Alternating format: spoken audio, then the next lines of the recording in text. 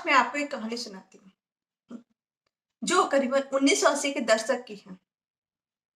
ये कहानी एक महिला के ऊपर है जिन्होंने शादी के बाद अपनी पारिवारिक जिम्मेदारी बखूबी निभाते हुए एक बहुत ही बड़ी कंपनी का निर्माण किया।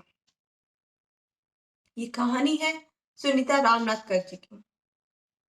ये मुंबई की रहने वाली एक लड़की थी। इनके पिताजी सरकारी डॉक्टर थे। इन्होंने केमिस्ट्री से ग्रेजुएशन तथा मास कम्युनिकेशन का कोर्स किया था।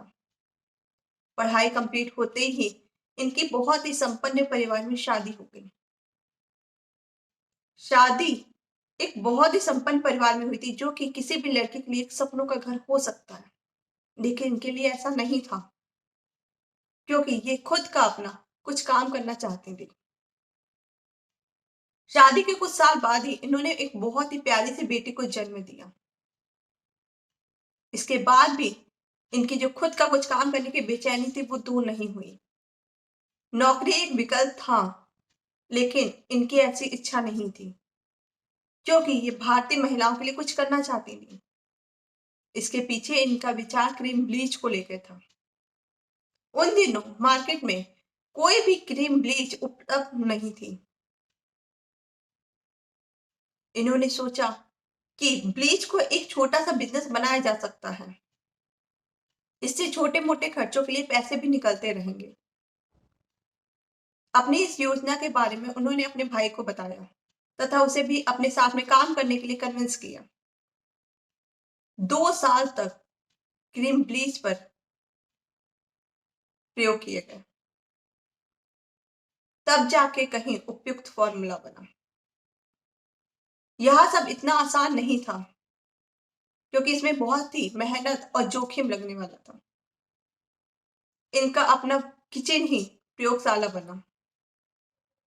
2 साल तक दोस्तों और पड़ोसियों पर प्रयोग किए गए, तब जाके कहीं उपयुक्त फॉर्मूला बना।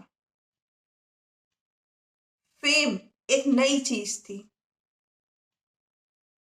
इसके शुरुआती नतीजे बहुत ही चौंकाने वाले थे।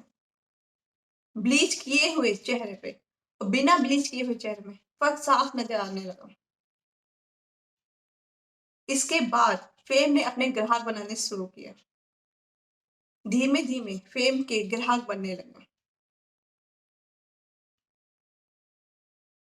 मुंबई में डिस्ट्रीब्यूशन में 1 साल का समय लगा तथा शेष पूरे भारत में उत्पाद पहुंचाने में 1 साल का समय और लगा।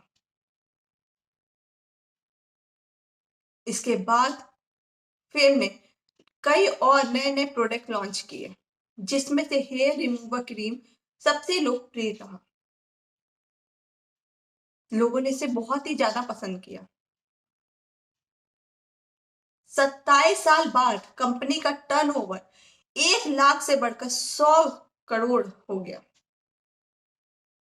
और सन 2008 में डाबर ने 203 करोड़ रुपए में फेम को खरीद लिया।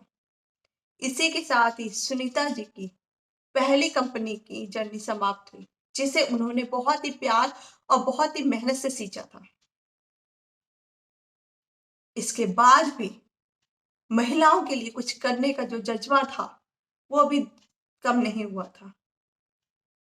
इसीलिए उन्होंने सन 2009 में मिशेल ग्रुप को ज्वाइन किया, जो कि स्किन केयर प्रोडक्ट बनाती है।